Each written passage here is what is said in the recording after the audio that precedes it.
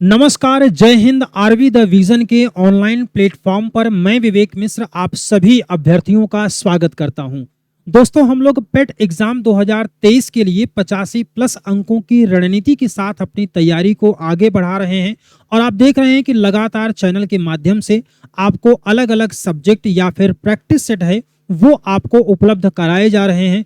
हम लोगों की ये लगातार से कोशिश है कि आप 85 प्लस अंकों को जरूर हासिल करें ताकि अच्छे तरीके से आप किसी भी वैकेंसी में सेलेक्ट हो सकें। दोस्तों, कल की क्लास में हम लोगों ने पढ़ा था जो कंपनी के अधीन आपको कानून बनाए गए थे या नियामक अधिनियम बनाए गए थे, जिसमें से सर्वाधिक जो महत्वपूर्ण था वो था आपका 1773 का रेगुलेटिंग एक्ट। और 1773 के रेगुलेटिंग एक्ट के जरिए ही आप जानते हैं कि 1774 में कलकत्ता में एक न्यायालय की स्थापना की गई। इसके अध्यक्ष कौन थे? तो इसके मुख्य न्यायाधीश कौन थे? तो एलिजा इम्पे आपको ध्यान में रखना है। इसके बाद देखिए, जो दूसरा तरीका है वो है क्राउन के अधीन जो बनाए गए कानून थे। तो आज की अपनी इस क्लास में हम लोग बात करेंगे कि क्राउन के अधीन कौन कौन से कानून बनाए गए हैं। तो क्राउन के अधीन जो बनाए गए कानून हैं, इनकी लिस्ट हम लोगों ने अपनी पहली क्लास में भी देखा था। यहाँ पर एक एक करके हम लोग समझते हैं। अच्छा, दूसरा एक पॉइंट जरा आप समझिए कि यहाँ पर जैसे हम लोग बहुत डिटेल्स में चीजों को देख रहे हैं, लेकिन सारा का सारा आपके लिए महत्वपूर्ण नहीं होता है। लेकिन एक चीज आपको यहाँ पर ध्यान में रखनी है कि आपको जो टेलीग्राम का चैनल का लिंक आपको दिया गया है उसमें आप ज्वाइन हो जाइए।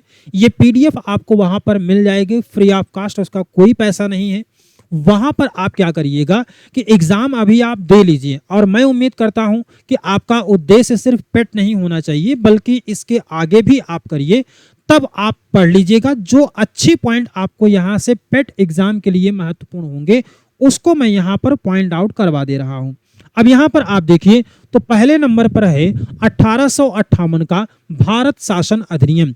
1858 का जो भारत शासन अधिनियम आपको यहाँ पर दिया गया है, तो इस अधिनियम के द्वारा कंपनी के शासन को समाप्त करके ब्रिटिश क्राउन के अधीन कर दिया गया। सवाल आपसे क्या पूछा जाएगा? सवाल आपसे पूछा जाएगा कि किस अधिनियम के जरिए कंपनी के शासन को समाप्त करके क्राउन के शासन के अधीन किया गया था? तो ध्यान रखिएगा 1858 का भारत शासन अधिनियम था। एक पॉइंट आपको यहाँ पर ये जरूरी है। अब इसके अलावा जो दूसरा पॉइंट है वो है आपका कि इस अधिनियम को लॉर्ड कैनिंग ने 1 नवंबर 1858 को इलाहाबाद के मिंटो पार्क में इसको पढ़ा था। कहां पर? प्रयागराज के मिंटो पार्क में इसको पढ़ा गया था। और पढ़ा किसने था? तो लॉर्ड कैनिंग पढ़ा था। ये बात आपको ध्यान में रखना है। इसके बाद देखेंगे तो इस एक्ट के द्वारा भारत के गवर्नर जनरल को अब वायसराय बना दिया गया था। किसके जरिए? भारत के गवर्नर जनरल को वायसराय कब बनाया गया था? तो 1858 को गवर्नर जनरल को क्या बना दिया गया? वायसराय बना दिया गया। और प्रथम वायसराय, मोस्ट इंपॉर्टेंट पॉइंट याद करिएगा इसको, तो यहाँ पर प्रथम वायसराय कौन रहा है? तो प्रथम वायसराय जो थे वो लॉर्ड कैनिंग थे। 1858 के भारत शासन अधिनियम के जरिए जो गवर्नर जनरल था उसको क्या बना दिया गया था? वायसराय। और पहला वायसराय कौन बना था? लॉर्ड कैनिंग बना था। और यहाँ पर ध्यान रखिए कि इस भारत शासन अधिनियम के जरिए ब्रिटिश साम्राज्य के द्वारा नियुक्ति 15 सदस्यीय एक परिषद को सौंपा गया जिसे भारत राज्य सचिव कहा गया। और इस परिषद में आप ध्यान रखिएगा कि यहाँ पर इस परिषद में 8 सदस्य क्राउन और 7 सदस्य जो हैं वो सदस्य डायरेक्टर्स के द्वारा नियुक्त होते थे। ये पॉइंट आप अगर छोड़ना चाहें तो छोड़ सकते हैं, यहाँ पर कोई ऐसी खास बात नहीं लिखी गई है। आते हैं हम लोग अपने अगले पॉइंट पर। 1892 का भारत शासन अधिनियम है। 1892 का भारत परिषद अधिनियम। यहाँ पर क्या किया गया कि भारतीयों को वार्षिक बजट पर बहस करने का और सरकार से प्रश्न पूछने का अधिकार दिया गया, लेकिन मतदान करने और अनुपूरक प्रश्न पूछने का अधिकार नहीं दिया गया था। किस पॉइंट पे? तो 1892 का भारत परिषद अधिनियम। और संसदीय शासन व्यवस्था की नींव यहाँ से शुरुआत होती है। और साथ ही साथ निर्वाचन की अप्रत्यक्ष पद्धति की शुरुआत होती है। निर्वाचन की अप्रत्यक्ष पद्धति का मतलब क्या होता है?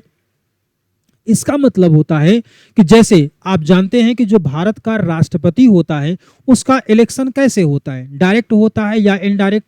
तो बहुत सिंपल सा है कि आप जानते हैं कि जो राष्ट्रपति का इलेक्शन होता है उसके लिए कभी आप वोट करने नहीं जाते हैं। अब आप अगर उसके लिए वोट नहीं करने जाते हैं, आप किसको वोट करते हैं?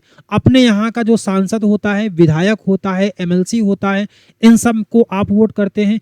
अब ये लोग किसको वोट करते हैं? राष्ट्रपति के इलेक्शन के लिए। तो बात समझ में आ गई।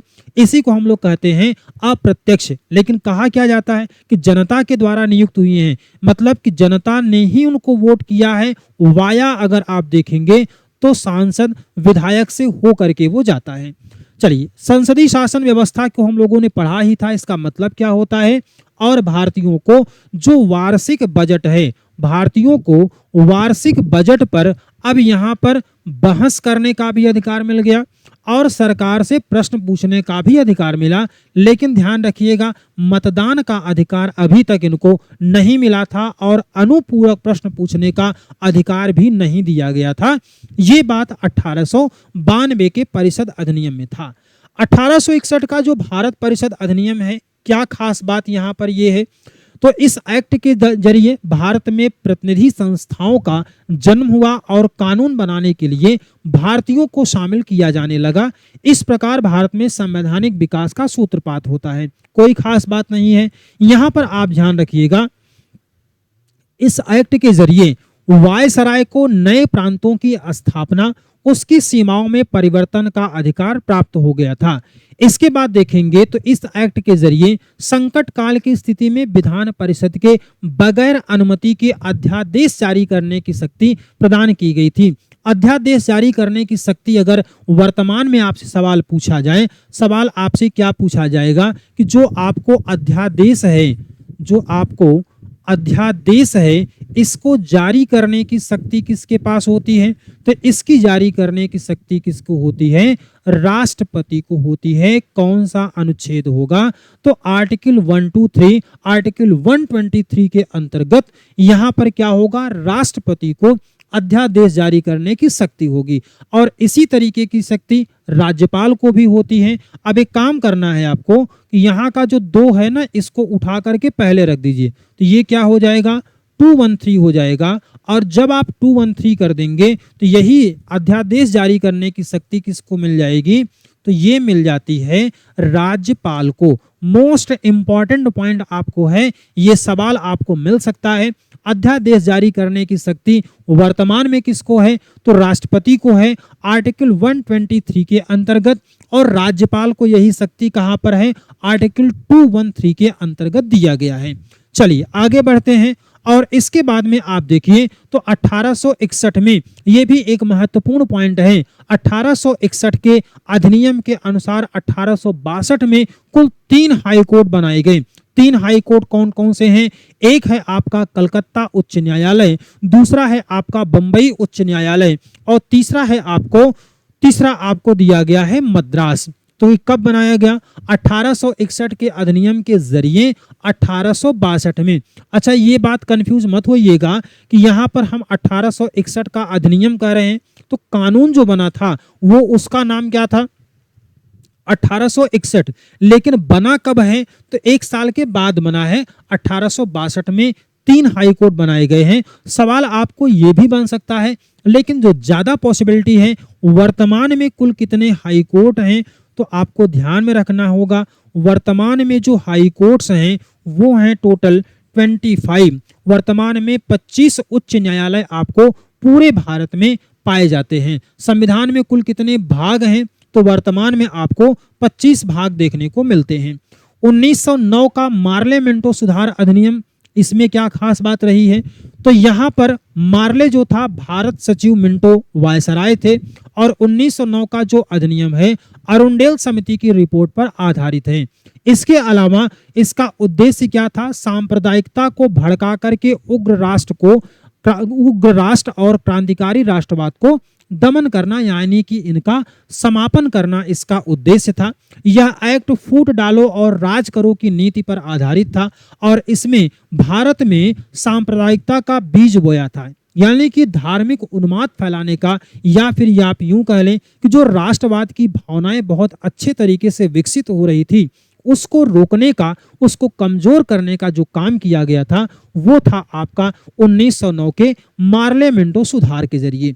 अब यहाँ पर आप जरा देखिए, इस एक्ट के जरिए भारत में सांप्रदायिकता का बीज बोया गया और जिसके अनुसार मुसलमानों को पृथक निर्वाचन दे दिया गया और इस पृथक निर्वाचन को कांग्रेस ने लखनऊ अधिवेशन 1916 में स्वीकार किया और इसके अध्यक्ष कौन थे? अंबिका चरण मजूमदार थे। ये एक अच्छा पॉइंट आपको मिल सकता है, मॉडर्न हिस्ट्री के लिए भी है। कांग्रेस ने लखनऊ अधिवेशन, एक सवाल बनेगा लखनऊ अधिवेशन कब हुआ है?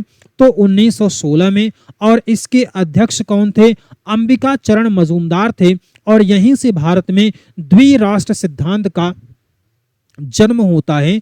द्विराष्ट्र सिद्धांत का जन्म कहां से होता है? तो 1909 के मार्ले मिंटो सुधार से होता है। इसके बाद देखेंगे तो नेक्स्ट पॉइंट में आपको यहां पर ध्यान में रखना है, यहां पर आपको ध्यान में क्या रखना है? देखिएगा, यहां पर आपको पृथक निर्वाचन का मतलब क्या होता है कि मुसलमान सदस्यों का चुनाव केवल मुस्लिम ही कर सकते थे और पृथक निर्वाचन की व्यवस्था से निर्वाचक मंडल जो था वो 3 भागों में बंट गया था, सामान्य निर्वाचन, वर्गीकृत निर्वाचन और सांप्रदायिक निर्वाचन। यहां से आपको देखिए इस एक्ट के जरिए वायसराय की कार्यकारिणी में वृद्धि की गई और एक विधिक सदस्य के रूप में सत्येंद्र प्रसाद सिन्हा को भी शामिल किया गया। फिर इसके बाद है ब्रिटेन में स्थित भारत परिषद में विधि निर्माण के लिए 2 भारतीय सदस्यों को शामिल किया गया और ये 2 भारतीय सदस्यों का नाम आप ध्यान में रखिएगा। नाम क्या था इनका? सी गुप्ता, केसी गुप्ता और सैयद हुसैन बेलग्रामी। ये दोनों नामों को आप ध्यान में रखिएगा। ब्रिटेन में स्थित भारत परिषद में विधि निर्माण के लिए जो 2 सदस्यों को शामिल किया गया उनका नाम था केसी गुप्ता और सैयद हुसैन बेलग्रामी। इसके बाद देखिए 1919 का जो मॉन्टेग्यू चेम्सफोर्ड सुधार है ये काफी महत्वपूर्ण है। अब यहाँ पर आप देखिए जो निर्वाचन का विस्तार अब मुसलमानों के साथ साथ सिखों, ईसाइयों, आंग्ल भारतीय तक और इसके बाद यूरोपियों को भी प्रदान किया गया, यानी 1909 के मार्ले मिंटो सुधार में जो आपको ध्यान में रखना है कि पृथक निर्वाचन की बात को स्वीकार किया गया था 1916 के लखनऊ अधिवेशन में, जिसके अध्यक्ष कौन थे? अंबिका चरण मजूमदार थे। उसमें स्वीकार कर लिया गया था कि पृथक निर्वाचन संभव है और इसका सीधा सा मतलब था कि अगर कोई मुस्लिम मेंबर है तो उसके लिए वोटिंग कौन करेगा? केवल और केवल मुस्लिम लोग ही करेंगे। और उसके बाद में अब अभी तक क्या था? 1909 के एक्ट में यह केवल और केवल मुसलमानों तक था, लेकिन जब 1919 का मॉन्टेग्यू चेम्सफोर्ड सुधार आता है तो वहां पर इसका विस्तार मुसलमानों के साथ साथ सिखों, ईसाइयों, आंग्ल भारतीयों और यूरोपियों को भी प्रदान कर दिया गया। फिर इसके बाद देखिएगा तो इसमें पहली बार लोक सेवा आयोग की स्थापना की बात की गई थी। पहली बार लोक सेवा आयोग की स्थापना की बात कब किया गया है? तो 1919 के मॉन्टेग्यू चेम्सफोर्ड सुधार में किया गया था। लोक सेवा आयोग की स्थापना ली आयोग की सिफारिश पर, ध्यान रखिएगा, ली आयोग की सिफारिश पर 1926 में रोज बारकर की अध्यक्षता में किया गया था। फिर इसके बाद में इस एक्ट के जरिए लोक लेखा समिति के गठन, महालेखा परीक्षक की नियुक्ति का प्रावधान, इस एक्ट के जरिए ही महिलाओं को भी मताधिकार प्रदान किया गया। स्थानीय स्वशासन का उल्लेख आपको यहाँ पर मिलता है जो वर्तमान में आपको पंचायती राज व्यवस्था के रूप में देखने को मिलता है। इसी में पहली बार उत्तरदायी शासन का स्पष्ट रूप से यहाँ पर उल्लेख किया गया और इसी में प्रांतों में द्वैत शासन को सब कुछ छोड़ देंगे तब भी चल जाएगा, लेकिन ये पॉइंट आपको नहीं भूलना चाहिए। प्रांतों में द्वैत शासन कैसे लागू किया गया? देखिए 1919 लिखा रहता है, 19 कैसे है? ये 2 बार है कि नहीं है? 19 जो है ये 2 बार है। 2 बार का मतलब क्या हो गया? इसी को हम लोग कहते हैं द्वैध शासन। लेकिन जब पहली बार बात करेंगे 1919 का तो यहाँ पर हम लोग सबसे पहले अपने राज्य की बात करते हैं प्रांत में, तो ये प्रांतों की बात करेंगे तो प्रांतों में द्वैत शासन 1919 के एक्ट के जरिए, और जब हम लोग यहाँ पर संघ की बात करते हैं तो 1935 हो जाता है। चर्चा आगे हम लोग बढ़ाएंगे अभी। इसके बाद देखिए, सबसे पहले केंद्र में द्विसदनात्मक व्यवस्था को अपनाया गया। राज्य परिषद उच्च सदन और केंद्रीय विधानसभा निम्न सदन हुआ। अब इसके बाद देखिएगा अगले पॉइंट पर, तो यहाँ पर आपको 1935 का अधिनियम है, और 1935 का जो अधिनियम आपको दिया गया है ये सबसे बड़ा एक्ट था अब तक का जितने भी पारित किए गए। और दूसरी महत्वपूर्ण बात क्या है कि ये हमारे संविधान का, अभी हम लोग आगे संविधान के सोर्स पढ़ेंगे, तो संविधान का सोर्स जितने आप देखते हैं उन सभी सोर्सेस में सबसे बड़ा सोर्स आपका कौन सा होता है? 1935 का शासन अधिनियम। संविधान का सबसे बड़ा स्रोत अगर कुछ रहा है तो वो रहा है आपका 1935 का अधिनियम। तकरीबन यहां से 75% प्रावधानों को शामिल किया गया, और आलोचना करने वाले बहुत सारे लोग ऐसे हैं जो कहते हैं कि हमारे देश का संविधान कुछ और नहीं बल्कि 1935 का शासन अधिनियम ही है। हालांकि इसमें थोड़ा बहुत संशोधन कर दिया गया है, लेकिन ज्यादातर जो प्रावधान है वो 1935 के अधिनियम को ही शामिल किया गया है। अब इसके बाद यहां पर आप देखिएगा तो भारत का वर्तमान संवैधानिक ढांचा इसी अधिनियम पर आधारित है, और यह एक्ट 25 जनवरी 1950 तक भारत में पूरी तरह से लागू रहा था। इस अधिनियम के पारित होने के पहले भारत के शासन का स्वरूप एकात्मक था, लेकिन इसके पारित होने के बाद संघात्मक प्रणाली की शुरुआत होती है। संघात्मक प्रणाली को हमने आपको बताया था कि केंद्र और राज्य के बीच में अगर शक्तियों का विभाजन हो जाए तो उसी को क्या कहते हैं? संघात्मक व्यवस्था। और इस एक्ट के अनुसार भारतीय संघ का निर्माण ब्रिटिश भारतीय प्रांतों और देशी रियासतों को मिलाकर किया गया था। ब्रिटिश प्रांतों का संघ में विलय अनिवार्य था, लेकिन देशी रियासतों का विलय जो था वो ऐच्छिक था, ऑप्शनल था।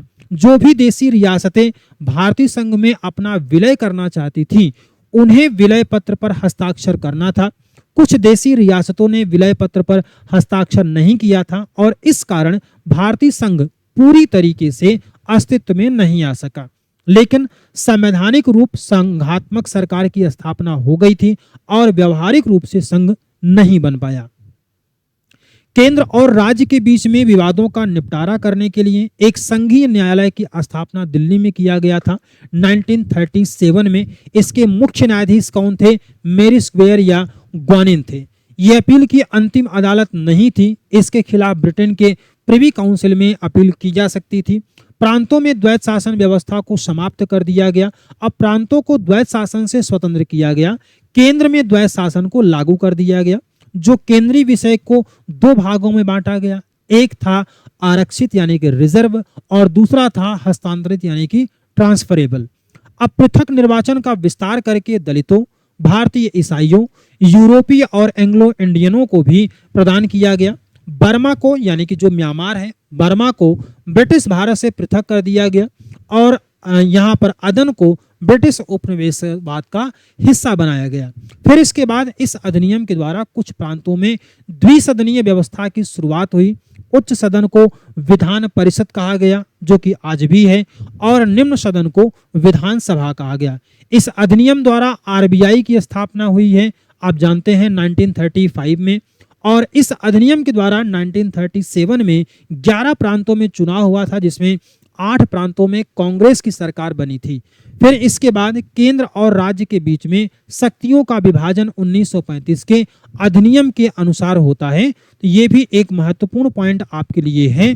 1935 के अधिनियम के आधार पर अगर देखेंगे तो राष्ट्रपति को 1935 के अधिनियम के अनुसार जो अवशिष्ट शक्तियां होती हैं वो गवर्नर जनरल के पास थी। एक पॉइंट मैं आपको यहाँ पर और थोड़ा सा ब्रीफ कर देता हूं, जैसे कि जो आप आगे चल करके अभी आप पढ़ेंगे 7वीं अनुसूची, तो 7वीं अनुसूची के अनुसार ही क्या है, शक्तियों का विभाजन किया गया। शक्तियों का विभाजन आपको कहां पर मिलता है, तो ये मिलता है आपको 7वीं अनुसूची में। और विभाजन करने के लिए 3 प्रकार की सूचियां होती हैं। एक को कहा जाता है संघ सूची, दूसरे को कहा जाता है राज्य सूची, तीसरे को कहा जाता है समवर्ती सूची। अब जरा इस बात को आप ऐसे समझिए कि मान लीजिए कि हमारे पास कोई एक डलिया है और इस डलिया में हमारे पास बहुत सारे सामान रखे हुए हैं। हमने इसमें से कुछ ऐसे सामानों को निकाल लिया जो कि केंद्र के महत्व के थे, कुछ ऐसे को निकाल लिए जो कि राज्य के महत्व के थे, और कुछ ऐसे को निकाल लिए जो कि केंद्र और राज्य दोनों के महत्व के थे। अब यहां पर आपको बताइए कि अगर केंद्र के महत्व का है तो उस पर कानून बनाने का अधिकार किसको होता है? इस पर कानून बनाने का अधिकार हो जाएगा केंद्र सरकार को। फिर इसके बाद अगर राज्य के महत्व का है तो उस पर कानून बनाने का अधिकार किसको हो जाएगा? राज्य को हो जाएगा। अब केंद्र और राज्य दोनों के महत्व का है तो कानून कौन बनाएगा? केंद्र और राज्य दोनों बनाएंगे। लेकिन अगर एक ही विषय पर केंद्र और राज्य दोनों कानून बना दें तो प्रभावी किसका होगा? केंद्र वाला ज्यादा प्रभावी होगा। बात अभी हमारी खत्म नहीं हुई है। यहां पर हमने क्या किया था कि थोड़ा थोड़ा करके अलग अलग सूचियों में शामिल कर लिया, लेकिन कुछ जो यहां पर बचे रह गए, जो बचा हुआ था यानी कि शेष था, जो यहां पर शेष था उसी को हमने अवशिष्ट विषय कहा।